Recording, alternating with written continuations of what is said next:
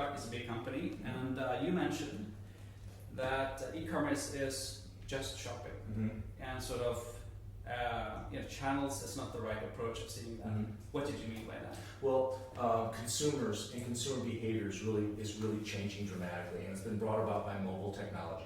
And it's been brought about by the ability for consumers to have access to anything in any market, anytime they want, at the touch of their thumbs. And so shopping, instead of being an activity like a chore that you would have to make time to do, you can just shop as you go and throw things into a shopping list and then decide, okay, I'm ready to buy all this stuff now. So it's just shopping, because instead of it being one type of activity where you're going into a store, or a separate type of activity when you're sitting at a computer, when you have your phone, you could be using your computer in the store.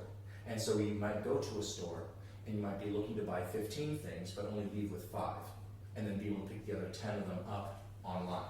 And so we say it's just shopping to avoid companies being caught in the mindset of having to master 2 separate activities when it's only just one.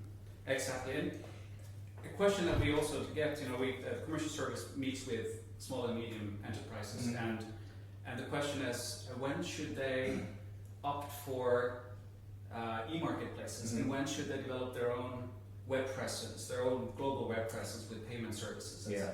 And that's a really good question, because it used to be that a business-to-business enterprise operated very differently from a regular consumer enterprise. And in fact, now, all of these types of enterprises are operating very similarly, because people, when they're shopping for a business or they're doing business transactions, they are behaving very much like they do in the regular consumer transactions. So the answer is, you have to figure out for your individual business, where are your consumers? Where are your customers? Where are they going to be purchasing from you? So in some cases, if you're selling an item that, for instance, would benefit from the supply chain of one of the pure play online retailers, that might be a good option for you. But if your item is one where that benefit isn't really there, then you don't have to bother with that sort of an option. You can go at it yourself. It could very well be that you don't need any kind of an online presence if there are just 4 or really good trade shows for you to hit, and that's where your customers are. That may be all you need. So really, if you take a very sharp consumer focus and worry less about the industry but more about the people who are actually buying your products, you'll end up in the right place. That's very good advice. Well, thank you very much for coming. Pleasure.